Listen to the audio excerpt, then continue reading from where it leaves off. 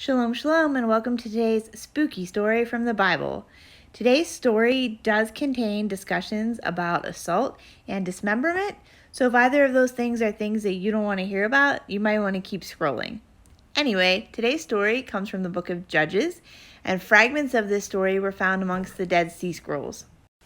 So this story starts with a Levite and his concubine, and it's believed that at some point his concubine committed adultery. Now, he was obviously really upset about this, and his concubine goes home to her family's house. Now, after some time, the Levite goes to her family's house and tries to win her back. It takes some time, but eventually she does agree to go back home with him. And on their way home, they have to make a stop to spend the night somewhere. Now, the Levite does not take the advice of his servant, and he decides to spend the night somewhere else. And a man in this community takes them in and lets them stay at his house.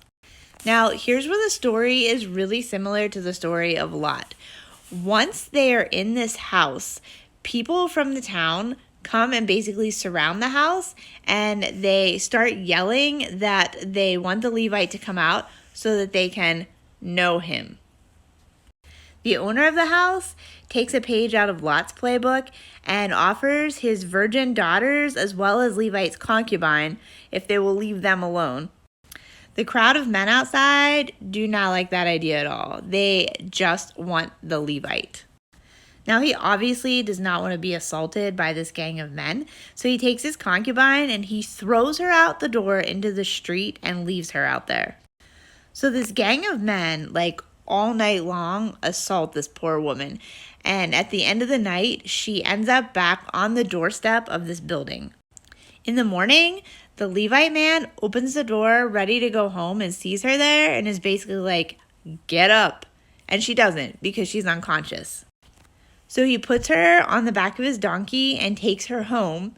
And then whenever she gets home, at some point, this woman passes away. We don't know when. He cuts her body up into pieces and sends those pieces to the 12 tribes of Israel. Seriously, what the? Anyway, he demands justice for this grievous act that has happened. The whole story is just crazy, and it just shows how far the Israelites had fallen away from God at that specific point in time. So let me know your thoughts, and I'll talk to you soon. Shalom.